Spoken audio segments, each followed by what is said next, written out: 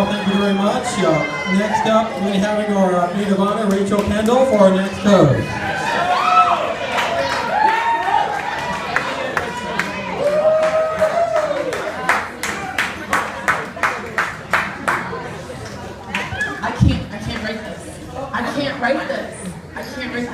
Shane, writing is hard. Nobody understands how hard writing is. Writing is a really difficult job. I need 5 more minutes. I can't do this. Shane, I can't do this. I can't write this speech.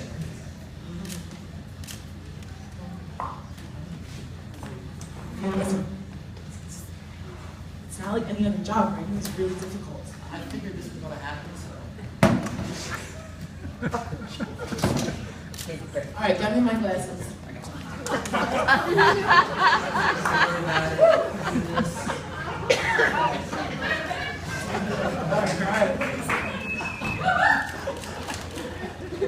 right, here we go. Thank you.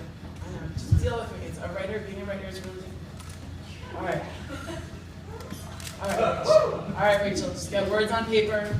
Drafts are good. Thank you. Alright, let's just play with a few genres here. Alright, a story, draft 1. When Sarah and I were little, we would go out onto the driveway and practice our gymnastics routines. We competed on the balance beam that our neighbor built us. It was a wooden plank, maybe 8 feet long in the middle of the driveway, with a landing pad made of 2 very thin carpet squares. It sounds good. Instead of just practicing our routines, though, I would sit in a plastic lawn chair and narrate the entire process like the TV commentators during the Olympics. Sarah was always the American champ. Her name would be Kim or Shannon or whatever other popular name there was. And I was always this overly judgmental, entirely too critical judge. Somehow she always ended up competing against the Russians.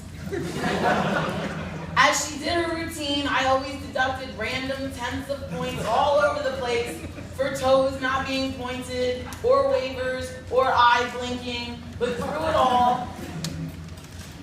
all, she kept managing to pull out the win, even under the pressure of imaginary Russian rivals. Why am I writing about Russian rivalries? This is a maid of honor speech. This is ridiculous.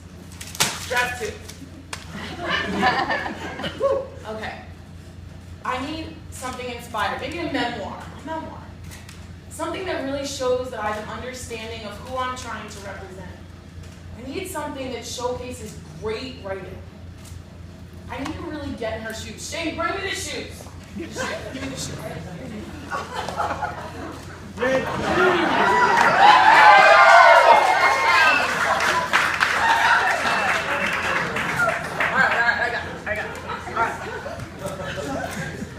All right, really good writing. Sarah caliber writing.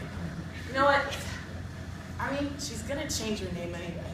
I might as well just get a little help. Dad, do you have the drink thing? You save everything. Give me that thing. I'll just use a couple lines. Yeah, just sure. a couple. No problem. Let me see. Nobody will know. It'll be fine. I'll call it A Study in Scarlet. Let's just steal a couple lines here.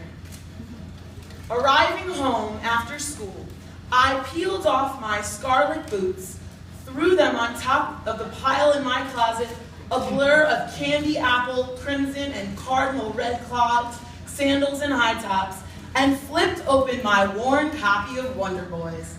I reread my favorite passage. Hannah Green, a talented writer who rented a room in my house. I knew her to be insightful, kind, and compulsively clad in red cowboy boots. In fact, I've never once seen her without them.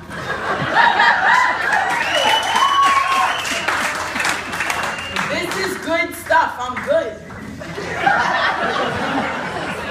I reminisced on how, after finishing the novel the first time, I found myself sliding into my own pair of boots, the color of a tribe of fire ants.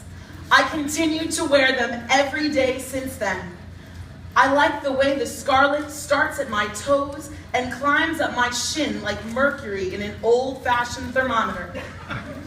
But the true reason I sport vermilion so religiously is because, in a way, it reaffirms my confidence.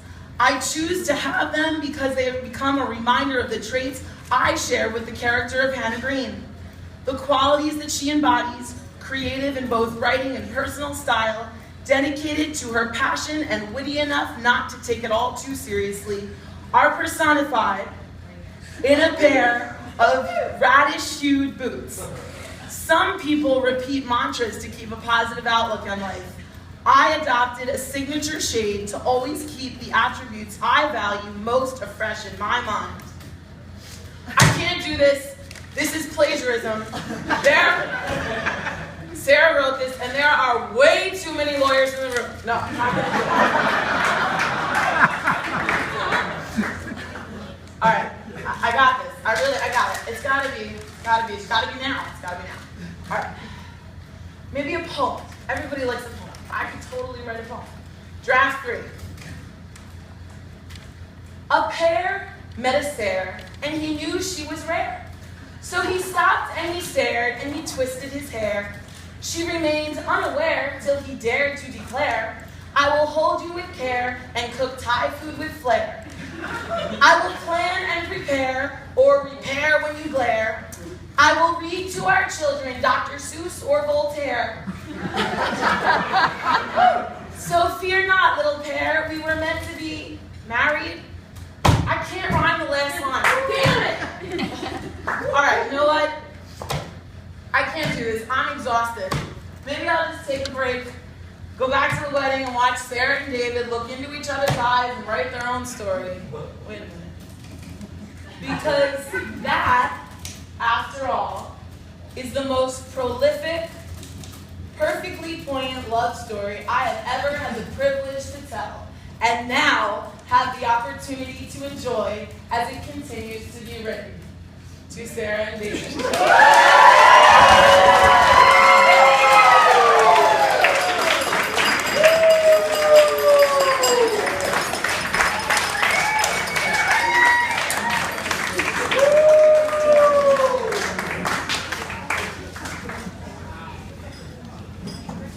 My sister. All right. What did you say, Rachel?